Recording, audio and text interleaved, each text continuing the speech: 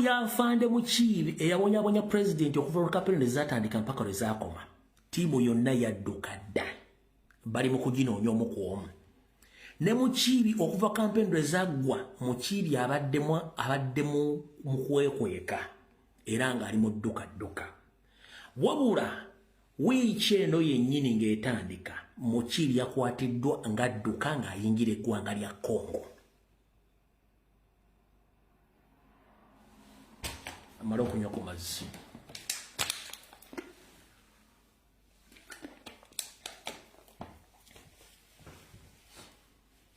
Wiiki eno oya Mukiibi yatawanyanga president yakwatiddwa wiiki eno ng'adduka agenda mu ggwanga lya Congo okwegatta ku muganda we omulala omusirikale abadde mu Congo. Kati njala babuuza mu ba inner propagandalist bwe banga police basindika abantu 19 balina okukuuma Kyagulanyi, bonna bali mabuusu. Then timu ya polisi yennyini era emutambulira ku Mukiibi yaliko abantu ndoza nga 20 nga bali mu different uniforms, bonna mission lwabalema baddoka. Ne Mukiibi yennyini bamukutte wiiki eno ng'asala yingira Congo ebbanga lyonna badde yeekwese. Kati njala babuuza abakola propaganda banoonya kutta Kyagulanyi ate abasirikale abaali bamukuuma n'abaali bamujoonya lwaki babakwata mubwammwe? Mbabuuza.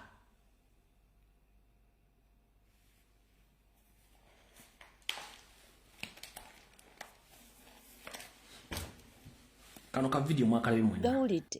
Mugawulidde ebintu webitwe bitambula era ntesaaka kati twogerera ne Mukiibi yakwatiddwa. Mukiibi ono owafande Mukiibi mumujjukira mulungi, ono yacunya nnyo His Excellency Robert Kyagulanyi Ssentamu nga buli gy'alaga muli ku kiddo, buli gy'alaga muli ku kiddo, buli gy'alaga muli ku kiddo. Naye essaawa ya kakati ebintu webityo nga w'obiwulira nange wembiwulira munnange si bigambo byange, ffe tuli okubanga tukola ki tugakutuusaako mpola katweyongereyo mu mawulire ag'enjawulo. Byonna bigenda mu maaso. Abaana batawukidde bbalamu.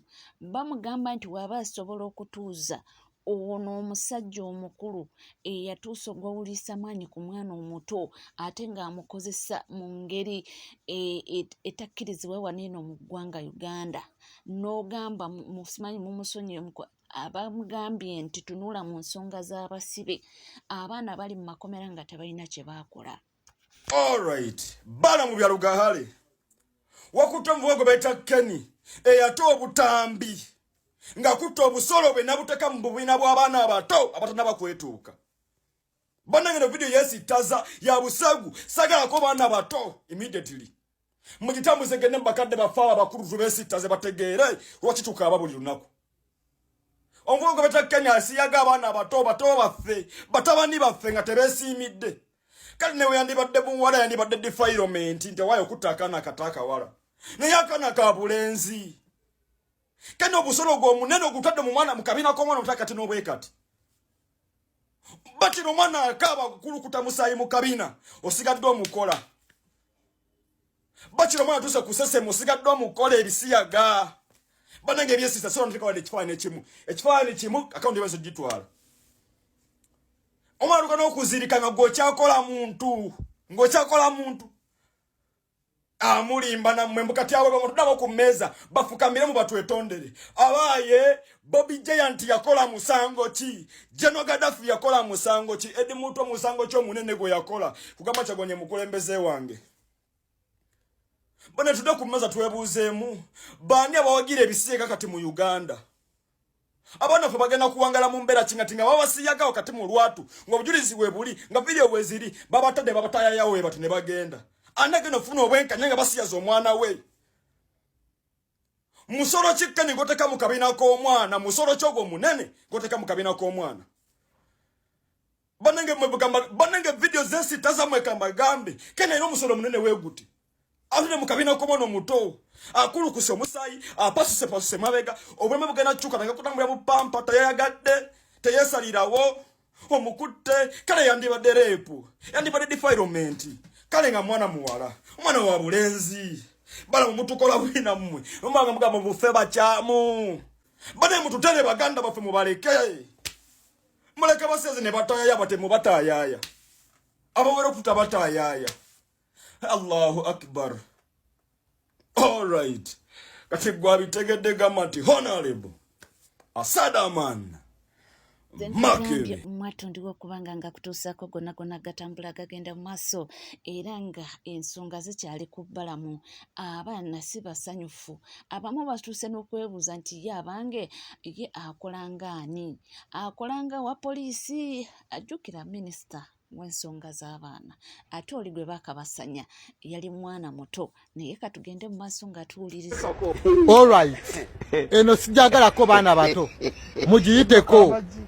Balamu otandika otya okuba ne kooti eyiyo esonyiwa abasiyazi? Etteeka ly'obusiyazi mwaliteeka mu nkwawa zammwe ng'abasiyazi amateeka tegabakwata. Ono Keni yasiyaga omwana mu kabina, omwana n'atuuka n'opama n'atuuka n'okusesema. Ali mu woofiisi yo afukamidde akwetondera mbu omusonyiye. Bobi Yanga gwe baasiba bamusibira ki? Edi Mutwe Sabavulu Balamu temuddamu tusiriwalirako.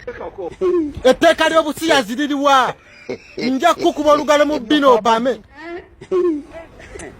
Balamu mulekera okusirwaza bannayuganda. Oyo Keni yasiyaga omwana n'atuuka n'okupama n'atuuka n'okusesema n'okuzirika n'azirika mbu omuyise ali mu kwetondera. Olina kooti eyiyo ng'abantu bamwe abamu etteeka ly'obusiyazi teribakwata, wabula nga musobola okusiba Bobi Yanga ne Edi Mutwe n'Akirewo Kivumbi bali mu kkomera tebalina musango. Keni afukamidde akwetondera eyasiyaga omwana n'atuuka n'opama n'atuuka n'okusesema n'ajja n'omusaayi.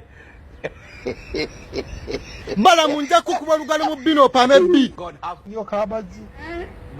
Akasira kagenda kutuuka mugenda kudduka mugenda tuuka okwetonda nga tetubasonyiwa. Gwe Balamu tuli eno twasamira eno Dubai niwe tunadde e Uganda mujja twetondera nga tetubasonyiwa gwe ne famire. Ono Keni yasiyaga omwana n'apama. Chikeni yekuba olugalo mu matako yasiyaga abaana temwamusiba naye nga tetteeka ly'obusiyazi weeriri. Mwaliteeka amatako gammwe. Nabagambe eno sijagalako mwana muto mugiyiteko, zino mbadde sikyazikola. Sabavulu Balamu mugenda kudduka mbu Keni mumusonyiye. Eyasiyaga omwana n'atuuka n'opama, omwana n'ajja n'omusaayi mu kabina n'atuuka n'okuzirika n'okusesema n'asesema. Lwaki musirwaza bannayuganda? Olina akakiiko akalamuzi mu woofiisi yo akasonyiwa abasiyazi, akasonyiwa abazzi b'emisango.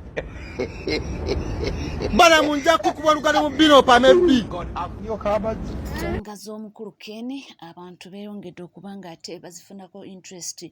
Bagamba nti lwaki omusonyiwa nga n'omwana gwe baakabasanya nga tetunamulabako? Ali mu mbeera ki? Twetaaga kulaba ku mwana oyo. Muyinza okuba nga muli wano ate ono ali wano yeegonza yeetonda eri omwana ng'ali mu mbeera mbi. Tetumanyi birwadde ki bibasiiga omwana ono. Abaana mu mbeera eyo naddala akatambula baakalaba omwana baamuyuzayuza yenna. So nti kyetaagisa omwana ono naye mumunoonyeeko, mumuleete atunnyonnyole nti kyandiba ng'omwana oba bamuduraginga nga byonna babimutuusaako kasajja kattu nga bamaze okukaduraginga, nti yeetaaga omwana ono naye okuwulirizibwa, naye ajja annyonnyole ebyaliwo. Ono omukulu yeetaaga okuba nga ddala atwalibwa mu mbuga z'amateeka kubanga musajja mukulu, oli yali mwana muto gwe yaliko ng'alemeddeko. Omwana asesema naye nga tayagala mmanya, omwana amuyuzizza yenna afujja musaayi naye nga tayagala mmanya. So kyobagamba nti ekyokugamba nti bamusonyiwe si kya bwenkanya. Nga tweyongerayo mawulire g'enjawulo, ono avuddeyo n'agamba nti bulijjo yeebuuza lwaki omukyalo ono saalabireete, lwaki omukyalo ono saalabireete. Bamuwuliriza nnyo. Agambye nti ono mukyala wa ddala era alina ensonga ze lwaki amusimbyeko essira. Katuwulirize. Bulijjo neebuuza lwaki omukazi ono European Union Parliament gwe yasitula n'emutuuza ne His Excellency Kyagulanyi.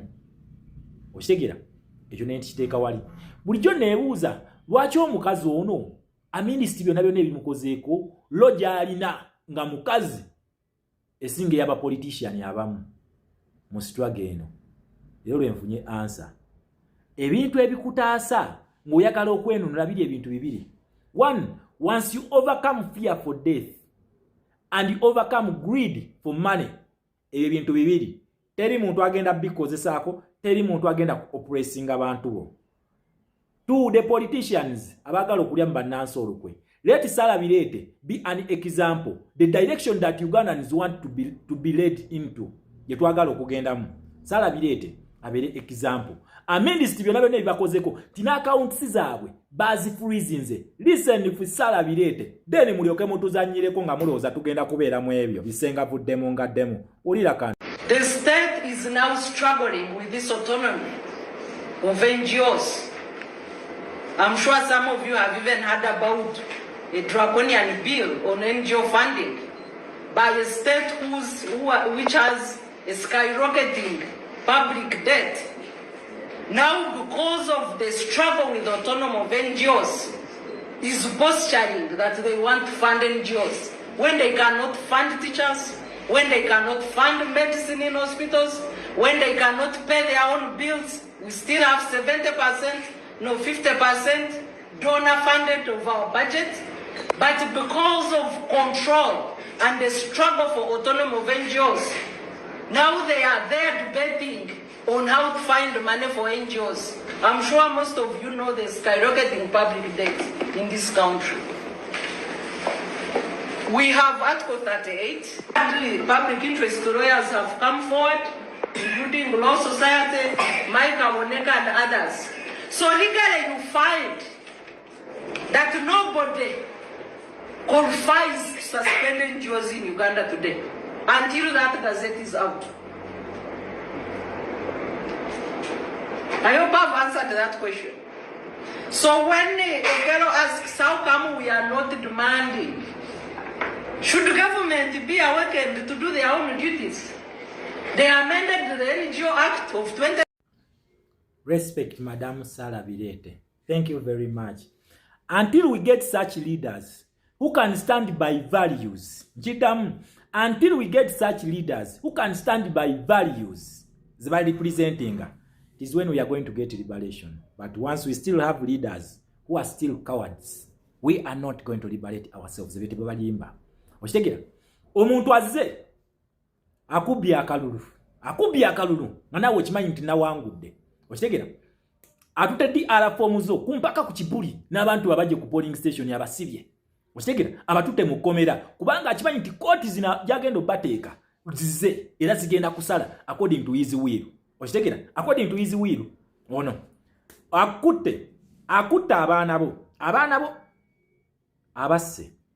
Okitegera abasse abalala bali ku bitanda. Lwaki? Because they simply participated in a democratic process to support you. Weke nyene. Okitegera kubanga senga toweesimbawo tebandize mukano kalulu ne bajja olwalavu gye bakulinako.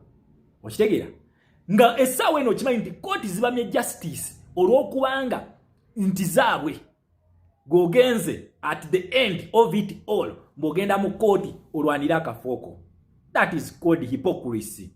That is why nabagamba some of us are not just going to look on ng'olemezaamu nnyo. Yes, I know why lwaki nkiremezzaamu until someone stands up to them n'abagamba nti you politicians stop politicking. Mwe mulemeseza Uganda ogenda mu maaso. Byonna byonna mmanyi bwetyo system webadezanya. That is called the facade. You are simply fighting for a sanctioned opposition status kebakutte ne baba wabuwi. Until then Uganda will never be free. Never. Tegenda kubeera free until we get leaders like Sarah Birete, His Excellency Kyagulanyi.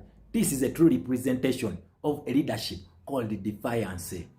Oje twetaaga omuntu akukutte akafoka akakujjeko akatugende tulwani obuwanguzi bwa Uganda.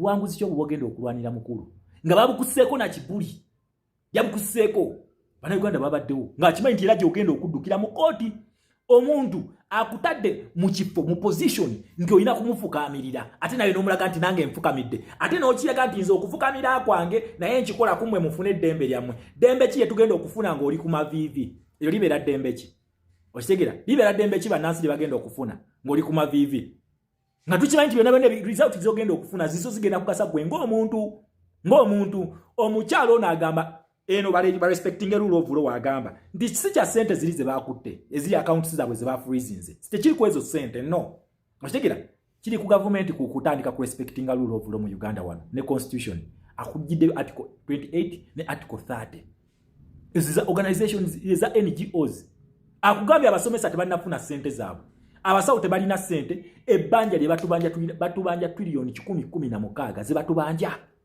zibatubanja wabula ba politicians bajja kujja boogere ko boogezi they are the same people who sit there in that parliament ne batandika okuyisa bills zino okitegera ne batandika okuyisa loans zino tibatwazi debate nzeko mutuweroni kati and someone tells you mubagende eri mu parliament kutaasa fe bannansi gwe munansi gwe ebbanja lino liri kugwe omwaka gw'osindikayo yaliyisa nkiddamu opposition ne government bonna babeera mu nkwe okutuyisiza amabanja gano ge batubanja bonna ekyo tebakikulimba nti government yebikola kubanga erina ababaka bangi mu parliament no please opposition naye ebibeeramu kubanga nakugamba democracy wa parliament oyo it is a two-sided sword whereby opposition yewandika minority report then bano ne bawandika majority report ne bayisa gundi kitegeeza nti badebatinze because they lack numbers nekino ekyokukwata numbers aziteeka eri tabeera musiru we bafuluma ku PDF amendment bill United Nations yabagamba etya lwaki zino bills endati zifuluma